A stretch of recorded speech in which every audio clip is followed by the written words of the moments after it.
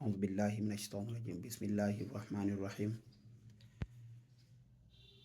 Assalamu alaikum warahmatullahi wabarakatuh.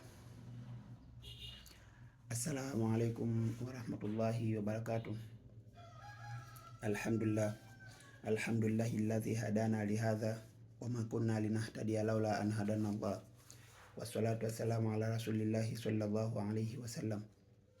Amma ba'd.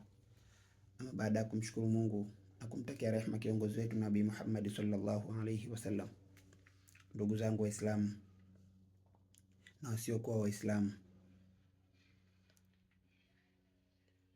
mwezi mtukufu wa Ramadhani nadhani kila mmoja ameupokea kwa shangwe na bashasha, kwa sababu anategemea kesho au kesho kutwa baada ya mwezi mtukufu wa Ramadhani kuisha kuna Eid. Watasherehekea, watafurahi, watafanya kila aina ya jambo zuri, aina ya majambo mabaya, yote sawa, ni majambo ya kawaida katika majambo ya kibinadamu ambayo tunayafanya kila siku. Sasa basi, kuna kitu nilikuwa naomba kuongea na ndugu zangu Waislamu pia na wasiokuwa Waislamu katika mwezi mtukufu wa Ramadhani, kwa sababu mwezi huu wa Ramadhani ni mwezi mmoja tu ndani ya miezi 12 au mwaka mzima.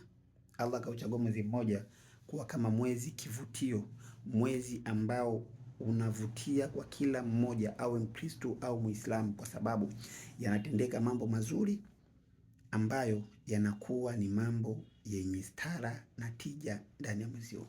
Kwa sababu mwezi wa Ramadhani huwa ni mwezi ambao ni mdogo sana ndani ya siku 30, lakini unaacha faida kubwa sana, pia unaacha hasara kubwa sana katika maisha ya binadamu.